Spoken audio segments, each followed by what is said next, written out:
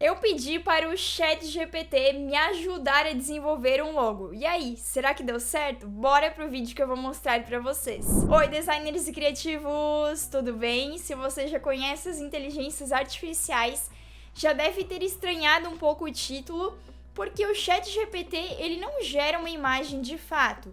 Ele gera apenas texto. Mas essa foi a real intenção desse vídeo, que o chat não gerasse a imagem, mas que ele me desse uma ideia, um caminho, um direcionamento para onde eu deveria seguir na construção do logo. E para que tudo isso funcionasse bem, eu precisava de um briefing, né? Eu precisava entregar um briefing para o ChatGPT me desenvolver uma ideia que fosse um pouco plausível. Então eu peguei um briefing lá do Destrave Seu Portfólio e coloquei algumas informações ali para o ChatGPT para que ele me ajudasse nessa missão. Vou mostrar para vocês como que funcionou. Então eu escrevi as principais informações de uma forma sucinta. Desenvolva para mim o logotipo de um comércio de plantas ornamentais para decoração. O nome da empresa é Cravileia Plantas Ornamentais. E essa logo precisa ser orgânica, delicada, natural, sofisticada. O público-alvo da marca é predominantemente feminino, de 30 a 60 anos. Eu não coloquei mais informações que isso porque eu não queria me estender muito. E aí ele deu algumas informações legais, como por exemplo o ícone, as cores, a fonte e o layout que eu iria utilizar. Para ícone, ele deu a sugestão de desenhar a flor, o cravo, né? Que fosse algo mais orgânico, mais suave. Para as cores, ele deu também pra gente o tom de verde como sugestão, mas como no briefing informa que o cliente não quer verde, eu vou usar as outras sugestões ali, como por exemplo lavanda e azul suave, pra gente fazer esses testes. A fonte, ele falou sobre uma fonte elegante feminina, e ele deu a sugestão de ser um pouco mais cursiva e manuscrita, levar para esse caminho. Porém, eu não vou levar para esse caminho porque eu acho que daí a gente perde um pouco da elegância, talvez, e da legibilidade. Inclusive, ele até fala ali, certifique-se de que a fonte seja clara para facilitar a leitura do nome da empresa. E como a gente vai desenvolver um símbolo, que é o desenho do cravo, eu acho que vai pesar demais, então essa parte eu vou ignorar o ChatGPT, vou dar o meu toque de design. E aí comecei o meu processo criativo. Fui lá colocando umas imagens de uns cravos desenhados para eu ter uma base de qual caminho seguir, se eu ia fazer preenchido, se eu ia fazer outline. E também peguei umas imagens de uns cravos lá num splash para eu colocar ali no meu painel semântico, ali no meu quadro de referências, para depois eu desenhar. E eu achei essa ali muito legal e decidi desenhar por cima, já que era algo mais orgânico mesmo. Fui desenhando por cima com a ferramenta de pincel e achei que a solução foi muito prática e rápida para o que a gente precisava desenvolver. É claro que se fosse uma marca para um cliente real, precisava trabalhar melhor em cima disso, mas para essa brincadeira aqui desse vídeo deu boa. Depois eu fui lá e encontrei uma fonte que tinha diferentes pesos, tinha partes mais espessas e partes mais finas, que eu acredito que deu essa elegância para minha marca e trouxe um contrapeso muito legal entre o desenho do cravo, que é preenchido, e o contrapeso também com a tagline ali, que é o plantas ornamentais. Depois eu fiz um jogo de proporções para deixar mais ou menos o tamanho do símbolo de acordo com o tamanho do texto e também o alinhamento. E depois fui fazendo as versões de marca horizontal, sem a tagline, com a tagline, para que eu pudesse trabalhar melhor em cima disso depois. É mais ou menos o processo que eu sigo numa identidade visual, né? Mas como a gente não ia fazer identidade visual completa, um projeto completo, eu fiz mais ou menos dessa forma para a gente depois poder utilizar nas aplicações. Eu também fiz essa versão horizontal não, essa versão circular, que eu achei muito legal. Depois eu fui pegando cores, sugestões de paletas para desenvolver a própria paleta. E vocês vão ver que eu vou fazendo vários testes ali ao longo do meu desenvolvimento com as cores. Para que eu faço isso, né? Justamente para testar o meu contraste entre cores.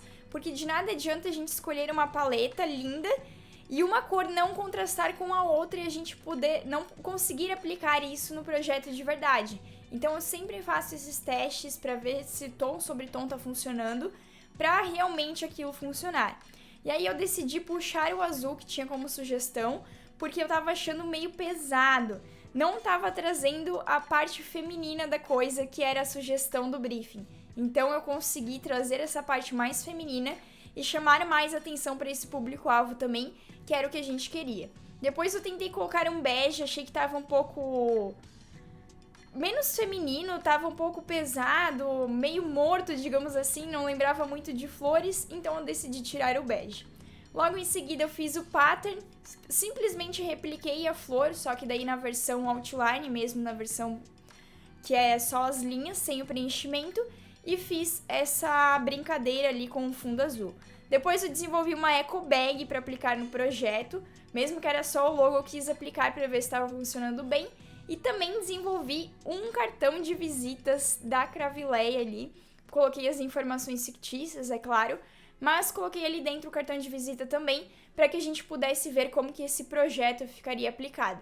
Vocês vão ver que ao longo do desenvolvimento eu vou fazendo vários testes de cores para ver se está tudo funcionando, de legibilidade também.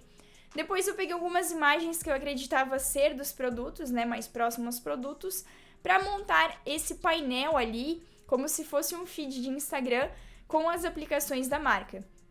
Então ali no meio eu coloquei toda a paleta, né, apresentando as versões das cores e o contraste de cor sobre uma cor sobre outra. Trouxe a referência do pattern que eu já tinha desenvolvido e fui colocando as outras versões da marca, como por exemplo, sem a tagline, somente a tipografia, somente o símbolo, para que realmente fosse uma forma de apresentação dessa marca e para que a gente conseguisse visualizar se estava funcionando ou não. Além disso, eu fiz uma brincadeira ali com uma frase, lá é onde seu coração está, que eu achava que tem tudo a ver com a marca Cravileia e com o seu briefing. Agora eu vou mostrar detalhes do projeto para vocês, agora com um pouco mais de calma. Essa aqui foi a construção do mood board ou painel semântico, como você preferir chamar. Eu decidi pegar algumas imagens de cravos na internet, peguei especificamente do site Unsplash, que é um banco de imagens gratuito, para eu ver como que era um cravo, né? Como que eram as folhas desse cravo, a parte da flor em si, as curvas, pegar essas formas orgânicas para usar como referência na construção do meu projeto depois. Eu acredito que essa etapa é imprescindível, principalmente para quando você vai desenhar algum símbolo que exige esse desenho mais manual, que exige essa construção, porque aí, se você não sabe desenhar assim como eu, você somente passa por cima, usa como uma referência e aí já consegue construir um símbolo bem legal para sua marca. Para me ajudar na construção desse símbolo também, eu peguei algumas imagens de cravos desenhados na internet, porque aí eu conseguia ver como que as pessoas desenhavam o cravo de fato e usar como base para construir o meu.